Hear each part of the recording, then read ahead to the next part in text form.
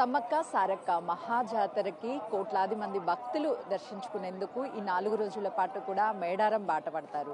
వాడవాడ నుంచి భక్తులంతా అమ్మవారి దర్శనం కోసం 2 సంవత్సరాలకు ఒకసారి జరిగేటువంటి ఈ మహాజాతరలో అమ్మవారిని దర్శించుకుంటే అన్ని శుభాలు కలుగుతాయని చెప్పేసి భక్తులు భావిస్తూ ఉంటారు. ప్రస్తుతం మేడారంలో భక్తులతో కిక్కిరిసిపోతుంది. అన్ని ఆలయాల్లో అమ్మవారి విగ్రహాలు, పెద్ద పెద్ద టెంపుల్స్ చూస్తూ ఉంటాము. కానీ సమ్మక్క సారాలమ్మ జాతరలో మాత్రము గద్దెలతో అమ్మవారు అందరికీ దర్శనమిస్తుంటారు. అమ్మవారిని వన దేవతలుగా పూజిస్తూ ఉంటారు. చూడొచ్చు, జంపన్న వాగులో స్నానాలు చేసిన తర్వాత అమ్మవారిని తడి బట్టలతో దర్శించేందుకు ఒక్కొక్కరు తమ మొక్కుల్ని తీర్చుకునేందుకు కూడా వస్తారు. అమ్మవారికి ఎంతో ఇష్టమైనటువంటి బెల్లాన్ని బంగారంగా కొలుస్తారు. ప్రతి ఒక్కరు అమ్మవారి ఆశీస్సులు కలగాలి అని చెప్పేసి చూస్తున్నాం కదా. అంటే అమ్మవారికి ఎంతో ఇష్టమైనటువంటి బంగారాన్ని తీసుకొని అమ్మవారికి సమర్పిస్తున్నాము అని చెప్తున్నారు. మరికొంతమంది ఉన్నారు. అంటే ప్రతిసారి కూడా అమ్మవారిని దర్శించుకుంటూ ఉంటారు. ఒక పాప సేమ్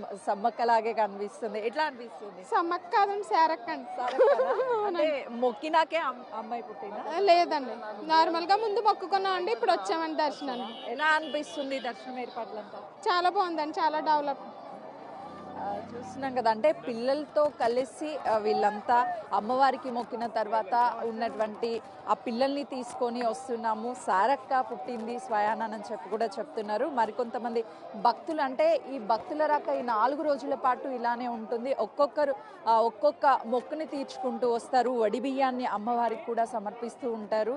ఎక్కడి నుంచి వచ్చారు మీరు? నేనల్ మండలం గన్పూర్. అంటే ఆ అమ్మవారికి ఎంతో ఇష్టమైనటువంటి వడి బియ్యం కావచ్చు, అదేవిధంగా ఇలా ప్రతి ఏటా తీసుకొస్తూ ఉంటారు. ఏంటి సాంప్రదాయం? చాలా సంతోషంగా ఉంది. ఏమేం మొక్కుతారు అమ్మవారికి? 4 రోజుల పాటు ఎలా అమ్మవారిని కొలువు తీరుస్తూ ఉంటారు? మనకు కోళ్ళు మేకలు ఎవరి ఇష్టం ఉన్నాయి వాళ్ళు చేసుకుంటూ మొక్కుకుంటూ ఉంటాం. ఏంటమ్మా, అమ్మవారు ఏమీ కూడా కోరుకోదు, కేవలము ప్రతి ఒక్కరు కూడా అమ్మవారికి ఏమి ఇచ్చినా తీసుకుంటది అని చెప్తున్నారు. ఏం తీసుకొస్తున్నారు అమ్మవారికి? బంగారం తీసుకొస్తాను, ఓడి బియ్యం తీసుకొస్తాను, అంతే. ప్రతి ఆడపిల్లకి కూడా ఒడి బియ్యం అనేది చాలా ఇంపార్టెంట్.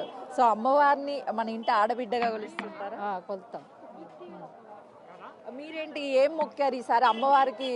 బంగారాన్ని తీసుకెళ్తున్నారు. మా బాబు పుడితే బంగారం ఇస్తాను మొక్కినాం, బంగారం ఎందుకు ఇచ్చినాం. ఇదే ఫస్ట్ టైం మేము వచ్చారు ఇక్కడికి. అంటే లాస్ట్ టైం వచ్చినప్పుడు మొక్కారా అమ్మవారికి? మా కొడుకు పుడితే బంగారం, ఎత్తు బంగారం ఇద్దామన్నా ఇచ్చినాం.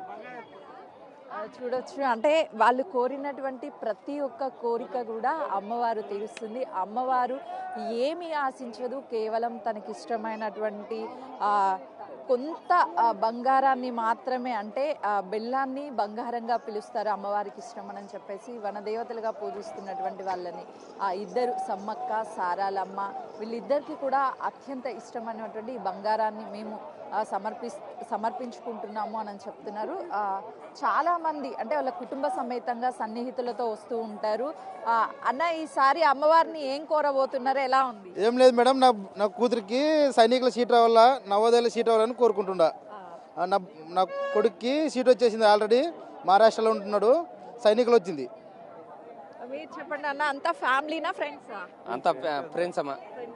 ఎట్లా ఉంది జాతర అంటేనే ఇక మన స్నేహితులు కుటుంబం అంతా, మీరు సన్నిహితులతో జతగలతో వచ్చినామమ్మా, చాలా హ్యాపీగా ఉంది. ఆ అమ్మవారిని మొక్కుదామని మనం కూడా కొత్తగా ఇప్పుడే వచ్చినాము, అందుకోసం వచ్చినాము. బాగుంది మేడం, జాతర అంతా ఇక్కడ బాగా జాతర మంచిగా జరుగుతుంది, అందరు చూడడానికి కూడా బాగుంది. నేను కూడా 4 రోజుల పాటు ఇక పండగైనా మనకి. వాళ్ళంతా ఎంతో సరదాగా ఫ్యామిలీ మెంబర్స్ అంతా కలిసి స్నేహితులతో కూడా వచ్చాము. ఈ జాతర అంటేనే అందరూ కలిసి అత్యంత ఆనందోత్సవాల మధ్య చేసుకునేటువంటి జాతర సమ్మక్క సారక్క. వీళ్ళిద్దరూ కూడా వనదేవతలు.